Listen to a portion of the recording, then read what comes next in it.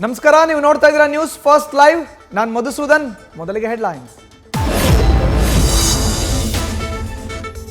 Mandya BJP JDS ಮೈತ್ರಿ ticket 100% ನನಗೆ. ಮಂಡ್ಯದಲ್ಲಿ ಸುಮಲತಾ ಅಂಬರೀಶ್ ಹೇಳಿಕೆ.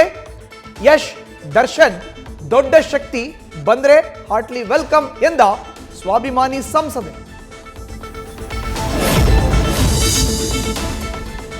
ಹಿರಿಯ ಪೊಲೀಸ್ ಅಧಿಕಾರಿಗಳೊಂದಿಗೆ ಗೃಹ ಸಚಿವರ ಸಭೆ.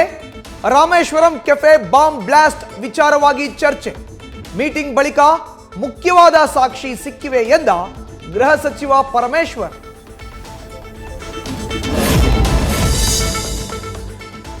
ಬಿಜೆಪಿಯವರು ಬೆಂಗಳೂರನ್ನ ಗಾರ್ಬೇಜ್ ಸಿಟಿ ಮಾಡಿದ್ರು. ಅಭಿವೃದ್ಧಿಯನ್ನ ನೋಡಲಾಗದೆ ಈಗ ಏನೇನೋ ಮಾತನಾಡ್ತಿದ್ದಾರೆ. ಅಶೋಕ್ ಬಾಂಬ್ ಬೆಂಗಳೂರು ಹೇಳಿಕೆಗೆ ಡಿಕೆ ಸುರೇಶ್ ಗರಂ.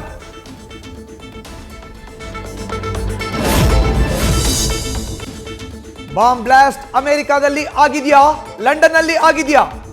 ಬಾಂಬ್ ಬೆಂಗಳೂರು ಹೇಳಿಕೆ ಸಮರ್ಥಿಸಿಕೊಂಡ ಆರ್ ಅಶೋಕ್, ಕಾಂಗ್ರೆಸ್ ಅಧಿಕಾರಕ್ಕೆ ಬಂದ ಮೇಲೆ ಇಲಿಗಳೆಲ್ಲ ಹುಲಿಗಳಾಗಿವೆ ಅಂತ ವಾಗ್ದಾಳಿ.